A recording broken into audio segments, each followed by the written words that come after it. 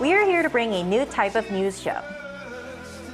New insights, new styles, and new topics every day. We are News Generation. Bringing news just for you. It's Friday, May 17th here in Seoul. I'm Song Yujin, and thank you for joining us on News Generation. Today, we're joined by Choi Ji-hee. Happy Friday! Happy Friday! And Brooke Prince. Hello, nice to see you. Nice to see you. Now, both are here to speak on behalf of people in their 20s and 30s. Now, as usual, we're going to start with our news feed, which covers different hashtags and news items that have been trending online over the past 24 hours. The price of Bitcoin, the world's largest cryptocurrency, hit over $66,000 on Thursday, marking the first time the cryptocurrency has reached this level since April 24th. Analysts attribute the surge to increased optimism in the financial markets following the release of the U.S. Consumer Price Index, which showed that inflation slowed down last month.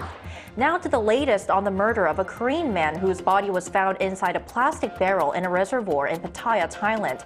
Thai media have identified the three suspects, releasing their names and the passport photos of two of them, along with surveillance camera images. Two suspects have been arrested, but one still remains at large. According to the Bangkok Post, one of the arrested suspects admitted to beating and strangling the victim to death during an attempted robbery.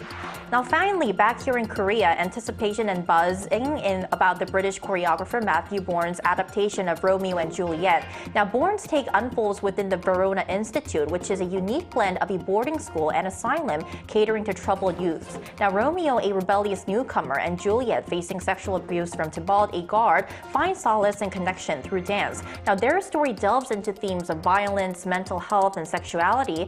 Now, with other classic works like The Little Mermaid and Snow White also undergoing or having gone reinterpretations, some are calling this really innovative, while others are voicing concerns about the originals losing their essence. So here in the studio, Brooke, I know that you are an artist yourself. So what are your thoughts on this? Yes, from an actor's standpoint, I think it's exciting for any actor to dig their teeth into something related to Shakespeare. It's really exciting. Exactly. It's Romeo and Juliet. It's a classic. So even though it's a modern twist on a classic, it's still something really exciting for an actor to get to do. So I think it's fun to get to do a new interpretation, and I think as long as it sticks to the main ideas of the original, it shouldn't be too controversial, especially when you consider the fact that unlike Snow White and The Little Mermaid, like you mentioned, those are more geared towards children. But Romeo and Juliet has always been a more mature story. It's always had darker themes. So I think that's fine, and I think it will be very popular, especially when you look back on the big blockbuster hits of the past few years like Squid Game and The Glory.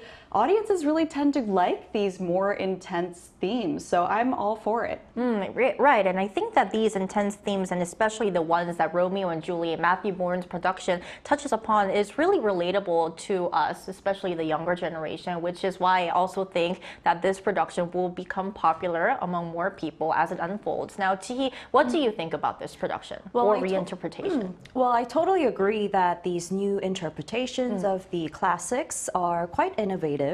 I think we've already been quite accustomed to the classics and classic plays, the stories, and I think adding something new to them, like a twist, is very refreshing and exciting as well. And I believe that's what art is all about. Exploring, experimenting, trying new things out, and really adding your own creativity to what already exists. So do you guys both have, do you guys plan to watch Romeo and Juliet, this version? What are your thoughts on this? Yeah, I want to try watching it. I would love to see it. I'm a little busy this weekend, but I would love to see it. But it's actually until May 19th, so maybe until then. All right, that was our news feed for this Friday.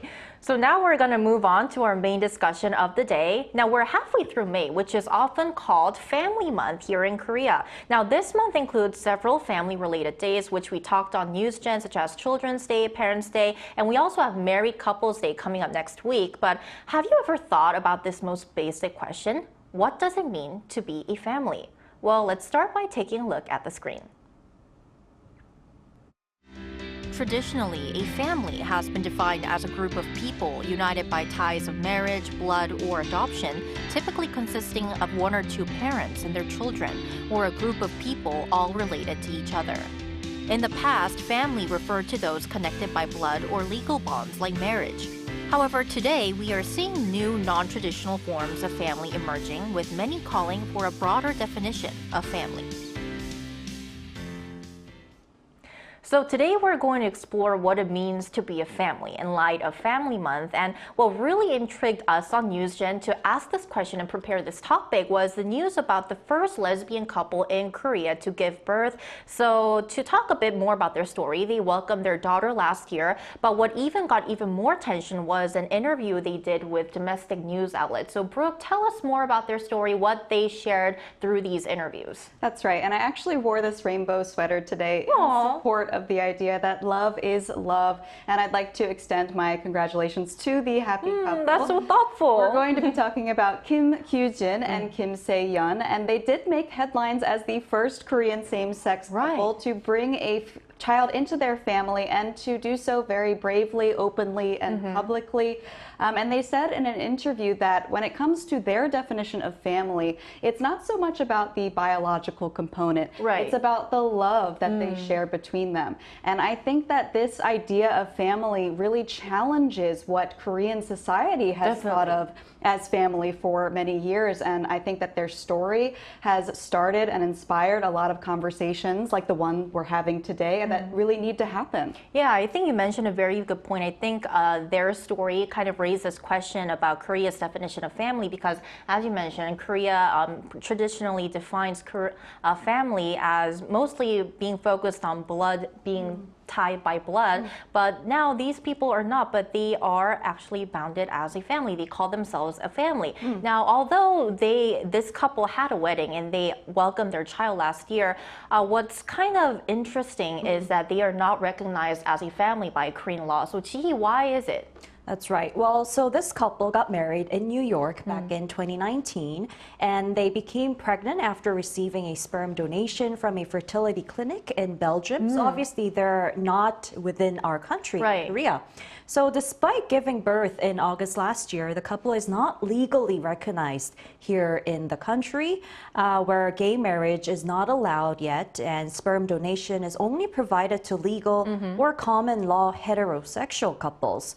So this really highlights the need for legal recognition and support for the diverse family structures that we're starting to see a lot more here in Korea. Right, it's definitely like shed the light on the need for Korea to like redefine or expand its definition of family. And as Ji-hee just mentioned, Korean law only recognizes families formed by marriage, childbirth, and also adoption. Now, we've been talking about this, but this has faced criticism for being outdated and somewhat discriminatory against cohabiting couples, foster families, and common law marriages. So I want to ask you, is our generation still holding on to this so-called traditional concept of family, or are we kind of, did we bring up a new definition of what it means to be a family? No, we're definitely seeing a new definition and an expanding understanding of what a family is. So it's quite fascinating to see how this perception of family is evolving among especially the millennials and Gen Zs.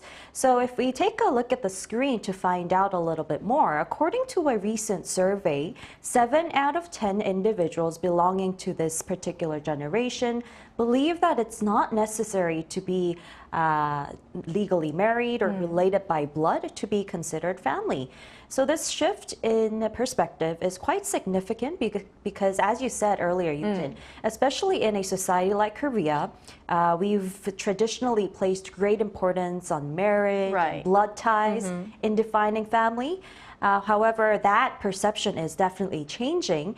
And there was also recently the proposed Domestic Partnership Act, which aims to legally recognize domestic partners or people living together in one home or under the same roof who are not related by marriage or blood. And this definitely reflects this evolving social perception. But unfortunately, the law has faced opposition, particularly from the religious community, who argue that it's promoting the legalization of homosexuality. So as a result, the enactment of this particular law is still pending. But I think it's really important to acknowledge and understand the diversities that we're seeing in terms of family structure. Right. So this act is definitely a start of meaningful change. But as you mentioned, it has been proposed, it's still pending. But I heard that in other parts of the world, this domestic partnership acts or similar acts are have already taken effect. So Brooke, what's it like in the United States? Well, I would say in general, the U.S. has more progressive laws than there are in Korea. There is more tolerance and more acceptance of different kinds of families. But of course, that does not mean that discrimination never happens. It is still a problem in the U.S. and in many places around the world, unfortunately. However, it is definitely much easier in the U.S. to get married as a same-sex couple. Since 2015, the Supreme Court ruled that all states must allow and legally recognize same-sex marriages. Ever since 2014, the U.S. Census Bureau started counting same-sex marriages as a part of family households. So it's really only been in the last 10 years or so that same-sex couples have been able to gain those rights, and I hope that Korea can catch up to that as well. In terms of other acts and laws related to life partners, cohabiting partners, things like that, we do also have common law marriages. Not in every state, but in certain states, if you meet certain requirements, then you can be considered legally married, even if you don't go through the actual marriage process. So that's sort of what it looks like in the United States. Right. So here in the studio, going back to the stats that Ji presented, we saw that 7 out of 10 millennials and Gen Zs actually define family quite differently from the traditional definition here in Korea. So I want to ask you, Ji, first of all, how do you define family and who do you count as being part of your family? Well, other than my parents, my siblings, and my dog, of course, who I consider as my younger sister. Yeah. They're not the only ones that are part of my family, but I also consider my close relatives, like my uncle, who I'm really close to, as my close family as well. And here in Korea, there's a saying that a good neighbor is better than a distant cousin. Oh, right. Heard of it. Yeah. And I definitely agree with that saying. And in that regard, our family has been close with another family for 30 years. We grew up together, basically. Our dads were friends back in their 20s, and they got married, and the mothers got close. They became friends, and they gave birth in the same year, and their son and I became friends. That's such a special relationship. It is. And the siblings got together as well. They became friends. And we used to travel together every weekend. And recently, my friend got married. And his parents would say, we're not just close friends, but we're also family and cousin. That's which sweet. was, That's it was so really lovely. sweet. It was really touching. So I think like this, the quality time spent together, the understanding you have, mutual understanding you have about the circumstances of each other, and the trust and respect is more important than being blood related when it comes to defining a family, I think. Right, I definitely think that sharing these values and memories are really bonds us as a family nowadays. Now, what about you, Brooke? Well, similar to G, I also had family friends growing up, and the funny thing is that we all actually thought that they were our cousins. Growing up, it took us many years to figure out that we weren't actually blood related. Shows but how close you guys that's how were. close we were. We really thought we were family, and we still think of them as family. They still come to all of our weddings and family events and things like that. So I agree. I think much like the couple talked about at the beginning of the show in the interview, how it's not all about blood relation, it's about the love that you share. I think that's the way I define family. I also go by the saying, friends are your chosen family. Right, I have like a brother best from friend. another mother. Yeah, exactly, exactly. You know, my best friend, I consider her like a sister to Yeah, me. me too. The spouses that have married into my family, my sister-in-law, my brother-in-law, all of those people I consider now my family. So I think your definition, it differs depending on the person, but it's all in the heart, right? And so it's about what you feel. And I think that the law just needs to catch up to that. And what you feel, it's unfortunate that at this point it's not recognized by the law, but I have hope that one day it will be. Well, just hearing your answers, I kind of asked myself while listening to your answers, how do I define family? So I also think that my parents and my dog and my closest friends are actually part of my family. So I think that we kind of have this consensus among us here in the studio who are part of millennials and Gen Zs that family is so much broader. The definition of family is so much broader than in the past. It's not just about being blood related. So for more comments and opinions, we also asked our viewers what they think brings people together as a family. And here's what 3 of them had to say. So if you look at the comments, Leon says what makes a family is the love, commitment, and support that members offer each other. Blood ties can be a factor, but strong emotional bonds are what truly define a family. Tasmia says, I believe compassion, empathy, and kindness can make anyone a part of the family. It has nothing to do with blood ties at all. That's why my parents have family friends, like Jihi, friends who are like family without any blood relations. Benny says, I think of cohabitation ideally because of rising inflation and even living costs. And this one can be an interesting fact for me when thinking of becoming a family. So by looking at the comments that our viewers gave, they definitely have a much more inclusive definition of family when compared to the traditional definition of family that we had in our society. So to delve even deeper into how millennials and Gen Zs perceive the concept of family, I actually went to a bustling college district in Seoul to listen to young people's thoughts. So let's dive right in. My parents, younger brother, and my dog. My dog is part of my family because we live together and share happy moments. Our dog brings us so much joy that it feels inseparable from our family. My parents and older sister. My parents, older sister, grandparents, and my relatives. If I have a girlfriend and we're really close, I think she'd be part of my family too. My immediate family members and relatives. Parents, both mom and dad, and also my older siblings. And recently in November, we had a little cat. We found a cat in a street, so we decided to keep, to give the warmth, to give the love. I also recognize my parents and my sister, also including my aunts and uncles as my family. I'm an only child, so it's just my parents and me. Even if you're not blood related, if you feel like someone has become your family, then they are. My family is full of energy, so I think anyone who can share and enjoy this energy with us can become part of our family. Trust. I think if I can trust someone completely and give everything to them unconditionally, then they're family. Maybe you are living with your friend, and that might be like closer for you than your family. So maybe you might consider your friend as your family. And as this is like global like society now, and many things are changing, and maybe the concept of family is definitely like broader than before. Right now, I'm in Korea as an exchange student, and my friends is basically like my family. Well, I think it's given the attention to them, given the love, given the safe places. It's can be anyone and anywhere. I think being a family means protecting each other, like a fence. Even if the family structure is different, the love is the same. I think they are definitely a family. If 2 people consider themselves a family, then they are. That's what matters.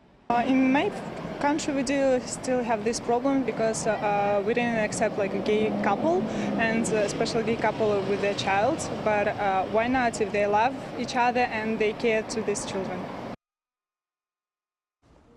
So a lot of fresh, valuable insights from all our interviewees. So from what we've seen in the VCR, it seems like millennials and Gen Zs are embracing a more inclusive and modern idea of family. What really came into my mind was if you like share the emotions such as trust and love, and if you have all these memories together, I think most of the younger generation think that they've become a family. So what do you think are some of the reasons why our generation is having this kind of shift in the definition of family? Well, first of all, it was really heartwarming to watch these street interviews. It was so cute. Yeah, very cute, and I agree with many of them. And back to your questions, I believe it's really natural that we're seeing these changes with the change in times as well. So marriage and giving birth are no longer seen as essential right now. And in the past, the traditional norm was for men to earn money while women took care of the home, supporting the family. However, this perception tradition is definitely fading away as dual income has become a necessity as well. So as a result, these various forms of families are emerging, and people are being more accepting towards these new forms as well. Yeah, and I think you mentioned a really good point, because throughout our discussion today, we talked about like multi-person families, but actually single-person households are actually becoming a new form of family as well. So definitely that's another change. Now, what are your thoughts, Brooke? Well, I also just wanted to give some praise to the street interviews. I really related to Choi So-min, the girl talking about her dog. Oh, yeah, me too. My cat is also like my child. I know. I loved that idea of bringing so much positive energy to a home. And also the foreigner that was talking about how when you're here by yourself and you don't have your blood-related family. Your friends.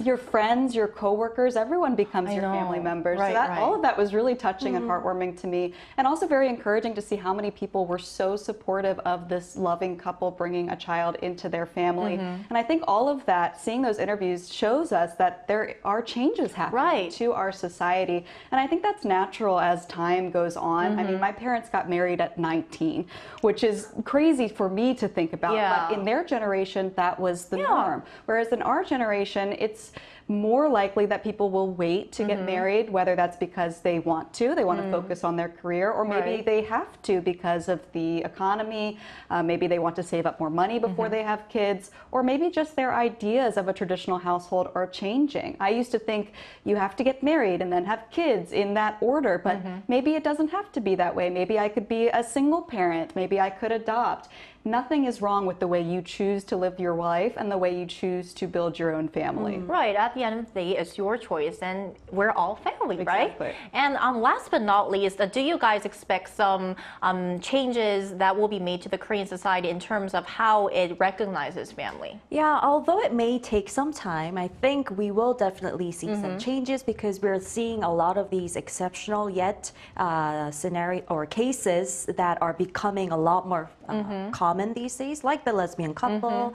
And I really want a legal foundation to support this change as well, because it's quite unfortunate to sometimes see some of my gay friends leaving the country because they want to be accepted as a married couple outside of the country. And it'll be nice if we are more accepting legally as well. To accept these changes. And I think that the domestic partnership act that you mentioned, if it passes, that will also make a very big change to our society. Anything you'd like to add fastly, Brooke? Yeah, well, I think having these kinds of conversations is a great start. Of course. I've lived in Korea for almost 8 years now. I love it here, but one thing I would really like to see change is for it to become more tolerant so that everyone can feel comfortable and free to live here without judgment. Hope we could see those changes happening fast here in Korea and around the world. And that's all we have for today, but NewsGen is here every day from 9:30 to 10 a.m. Korea time, bringing you more topics young people are talking about. Special thanks today to Choi Ji-hee. Thank you. And Brooke Fritz. Thank you so much. Thank you everyone for watching. Have a great weekend. We are News Generation. Yay!